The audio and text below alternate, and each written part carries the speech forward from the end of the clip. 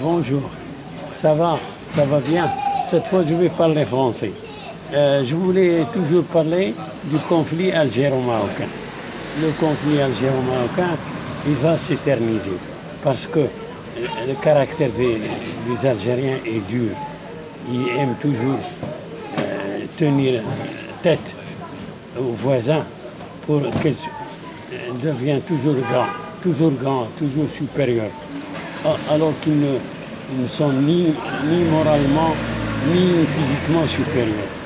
Les Marocains sont supérieurs à eux parce qu'ils ont une dynastie alaouite de 4 siècles. Le pouvoir est stable. Et en Algérie, il n'y a pas de stabilité. Depuis la création de la première république de ce qu'on appelle Bokharoba, qui a volé le nom de Moulay Sidi Boumediene ou Sidi El Houari. C'est un bandit de chemin que j'ai connu à Oujda, dans une caserne militaire que j'ai offert au Front de Libération Nationale. Et, ce qu'il faisait, ce qu'il a appris en Égypte, par un Marocain qui s'appelle Abdelaziz Tod. Il a appris à manipuler un fusil, c'est tout. Et puis tirer avec un kalachnikov ou bien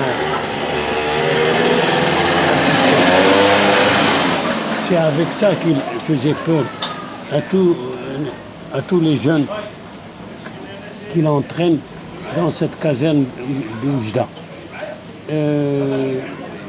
Il m'est arrivé de l'avoir rencontré avec son ami intime, Bouteflika, à qui je payais des cafés au café-bar Colombo d'Oujda. Ce bonhomme, vraiment, j'étais triste de voir qu'il a renversé le gouvernement légal de Youssef El Khedda et de Farhat Abbas et de prendre leur place en entrant en Algérie, en tuant à droite et à gauche. Oui, il a bousillé pas mal de chefs de wilaya avant d'entrer en Algérie. Il a pris le pouvoir par la force et mettant en tête de l'État un idiot comme il était, Ahmed Ben Bella. Lui aussi, il n'avait aucune formation, aucune instruction, aucune formation politique. Il était bête comme tout. Oui. Eh bien, ça veut dire qu'il a fait confiance à cet assassin, qu'il en a fait président de la République, sans consulter le peuple algérien, qui a perdu au moins 1 million de combattants. Vous le savez, 3 ans après, il renverse Boumediene, il le met en prison au Sahara pendant 12 ans, alors que lui, il se délectait du pouvoir, il se marie, il grossit, après avoir été un maigrichon avec sa tuberculose. Et puis, qu'est-ce que je peux vous dire, son pouvoir a été marqué par des enlèvements et des assassinats. D'ailleurs, l'ami de confiance qu'il avait comme adjoint, Tahar Swiri, il l'a employé pour arrêter Ben Bella dans son appartement et l'a mené au Sahara. Et lui, il s'est délecté au pouvoir en promettant à droite et à gauche des réformes vides de sens. Et il voulait exercer son hostilité farouche au roi Mohamed Hassan II, qui est plus grand que lui, mieux formé, mieux cultivé, titulaire de doctorat, tout ça, et puis un politicien habile. Ce bonhomme, il ne va pas durer longtemps.